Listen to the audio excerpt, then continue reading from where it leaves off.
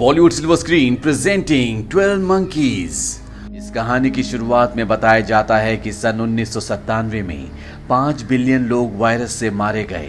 इंसानों को धरती छोड़नी पड़ी।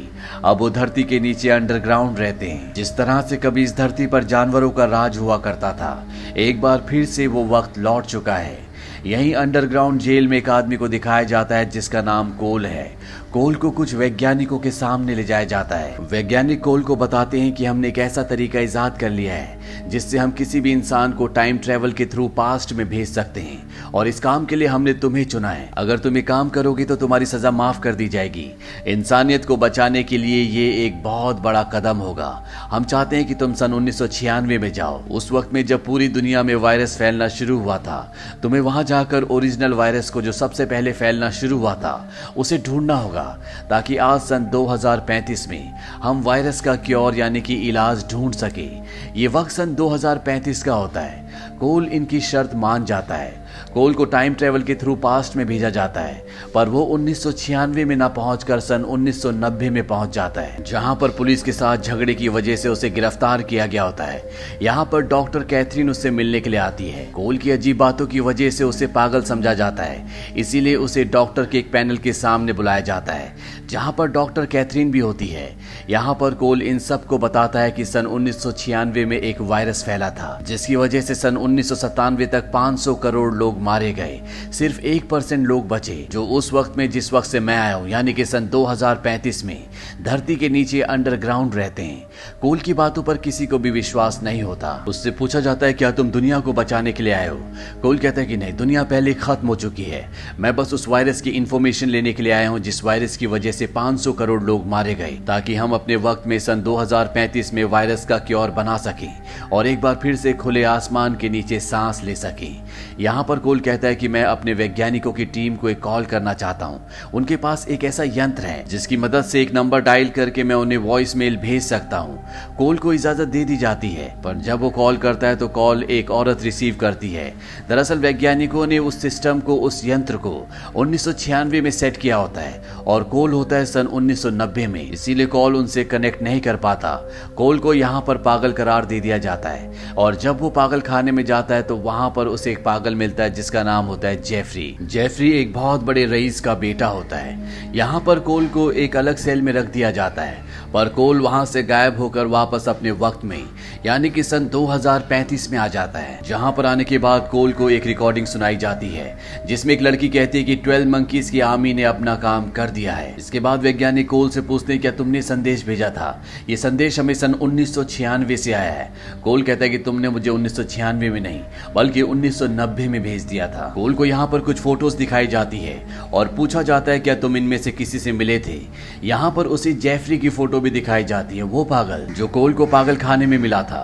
कोल कहता है कि शायद मैं इससे मिल चुका हूँ।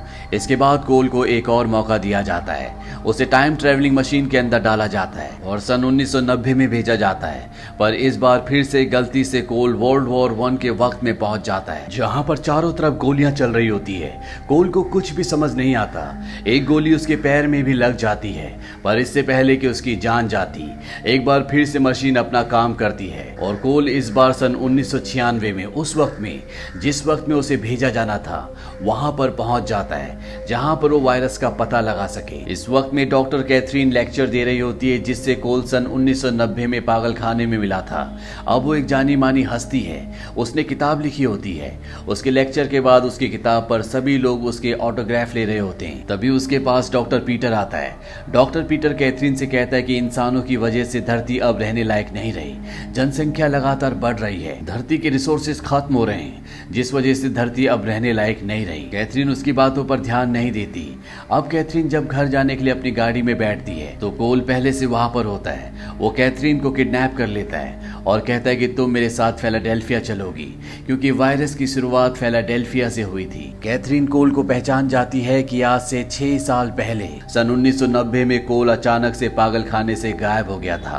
कोल कैथरीन को समझाने की कोशिश करता है कि वो टाइम ट्रैवल कर रहा है, पर कैथरीन उसकी बातों पर विश्वास नहीं करती। ये दोनों के दोनों फिलाडेल्फिया पहुंच जाते हैं, जहां पर कोल देखता है कि दीवारों पे 12 मंकी ग्रुप के निशान होते हैं। वो समझ जाता है कि अब 12 मंकी ग्रुप सक्रिय लिए है और आज से ठीक 1 महीने बाद दुनिया में वायरस फैलना शुरू हो जाएगा, जिस वजह से 500 करोड़ लोगों की मृत्यु हो जाएगी। फिलाडेल्फिया में कोल को एक दुकान के बाहर पिग का साइन दिखता है और ये 12 मंकीज ग्रुप का साइन है। कोल उस शॉप के अंदर जाता है जहाँ पर एक लड़की और 2 लड़के होते हैं। कोल उनसे कहता है कि मुझे पता है कि तुम 12 मंकी ग्रुप के सदस्य हो, मुझे तुम्हारे लीडर का नाम जानना है। हालांकि वो बताना नहीं चाहते, पर जब कोल लड़की के सिर पर गन तान देता है तो उन्हें बताना पड़ता है कि हमारे लीडर का नाम जेफरी है। जेफरी वही है जिससे सन 1990 में कोल पागल खाने में मिला था। वो बताते हैं कि जेफरी अब बहुत फेमस है। उसके पिता एक वायरोलॉजिस्ट है। वायरोलॉजिस्ट वो होता है जो वायरस के ऊपर काम करता है और जेफरी अपने पिता का विरोध करता है, इसीलिए वो दुनिया के सामने, मीडिया के सामने बहुत फेमस हो गया है। कोल यहाँ से कैथरीन के साथ जेफरी के घर की तरफ निकल पड़ता है। जेफरी के साथ कैथरीन इसलिए है क्योंकि उसे लगता है कि ये एक मानसिक रोगी है, इसे उसकी जरूरत है। कोल 1996 में आने से पहले वर्ल्ड वॉर 1 के वक्त में चला गया था, जहां पर उसके पैर पर गोली लगी थी और अभी भी वो गोली उसके पैर में होती है। कैथरीन कहती है कि मैं एक डॉक्टर हूँ, मैं तुम्हारा इलाज करना चाहती हूँ। वो उसके पैर की गोली निकाल देती है। कोल इसके बाद जेफरी के घर जाता है, जहां पर जेफरी के लोग बताते हैं कि तुम्हारा एक पुराना साथी तुमसे मिलने के लिए आया है। जेफरी जब कोल को देखता है तो वो उसे पहचानने से मना कर देता है। कोल कहता है कि मैं यहाँ पर 12 मंकीज के लिए आया हूँ। ये सुनकर जेफरी उसे ऊपर अपने कमरे में ले जाता है, जहाँ पर कोल जेफरी से कहता है कि जो तुम करने वाले हो उससे मुझे कोई लेना देना नहीं है, क्योंकि मैं उसे बदल नहीं सकता। मुझे बस वायरस की इंफॉर्मेशन चाहिए। जेफरी कहता है कि मैं किसी वायरस के बारे में नहीं जानता, बल्कि 1990 में जब तुम मुझे मिले थे, तुमने कहा था कि सोचो अगर हवा में कोई ऐसी चीज, ऐसा वायरस फैल जाए जिससे मानव जाति का खात्मा हो जाए तो ये दुनिया कैसी होगी। वो तुम हो जो वायरस को इस दुनिया में फैलाना चाहते हो। कोल को उसकी कोई बात समझ नहीं आती और कोल यहाँ से भाग जाता है। जेफरी के लोग उसका पीछा भी करते हैं। कोल अपनी गाड़ी की डिक्की खोलता है जहाँ पर उसने कैथरीन को बंद करके रखा होता है। कैथरीन बाहर आकर उस पर हमला कर देती है। वो कहती तुम्हारी हिम्मत कैसे हुई कि तुमने मुझे डिक्की के अंदर बंद किया। पर जब वो कोल के चेहरे पर घाव के निशान देखती है, वो कहती क्या तुमने किसी को मारा। कोल कहता है कि जल्दी पूरी दुनिया खत्म होने वाली है और जो लोग बचेंगे उन्हें धरती के नीचे रहना पड़ेगा। मैं इस वक्त से नहीं जाना चाहता। मुझे सूरज की रोशनी, हवा, पानी सब कुछ बहुत पसंद है। तभी इन्हें पुलिस की आवाज आती है। कैथरीन पुलिस का ध्यान खींचने के लिए हॉर्न बजाती है और जब वो उस तरफ देखती है जहां पर अभी कोल खड़ा था तो वहां पर कोई भी नहीं होता। कोल ठीक उसी तरह से गायब हो गया होता है जिस तरह से आज से 6 साल पहले 1990 में वो पागल खाने से अचानक गायब हो गया था। कोल अब वापस अपने वक्त में यानी कि सन 2035 में पहुंच गया होता है। वहीं 1996 में फॉरेंसिक रिपोर्ट वाले कैथरीन को बताते हैं कि जो गोली आपने कोल की बॉडी से निकाली थी वो इस वक्त की नहीं है, वो वर्ल्ड वॉर 1 के वक्त की है। ये गोली उस वक्त चलाई गई थी। ये सुनकर कैथरीन पूरी तरह से हैरान हो जाती है। कैथरीन दरअसल इसी तरह की घटनाओं पर रिसर्च करती है। उसके पास बहुत सारी फोटोज होती हैं और जब वो वर्ल्ड वॉर 1 की एक फोटो देखती है तो उस फोटो में कोल भी होता है।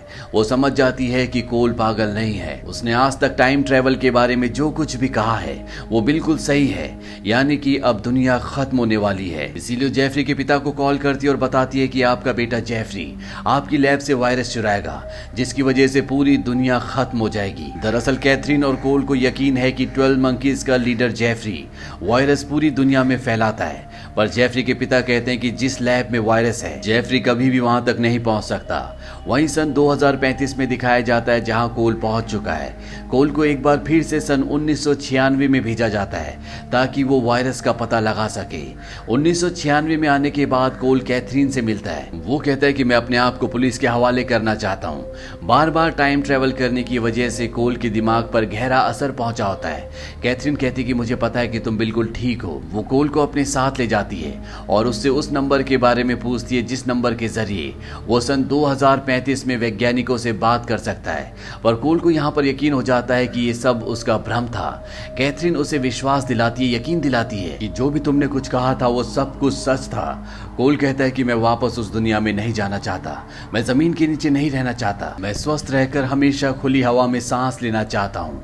कोल को वो नंबर याद आ जाता है जिस नंबर पर उसने आज से 6 साल पहले 1990 में अपने वैज्ञानिकों से बात करने की कोशिश की थी, वो नंबर कैथरीन को बताता है। कैथरीन कहती है कि मैं इस नंबर पर वैज्ञानिकों से बात करके आती हूँ। बहुत जल्द वो वापस लौट आती है। वो बहुत खुश होती है। वो कहती है कि ये नंबर एक कारपेट कंपनी का था। मैंने उनसे कहा कि 12 मंकीज की आर्मी ने अपना काम कर दिया है। कोल कहता है कि इसके बाद तुमने कहा होगा मैरी क्रिसमस।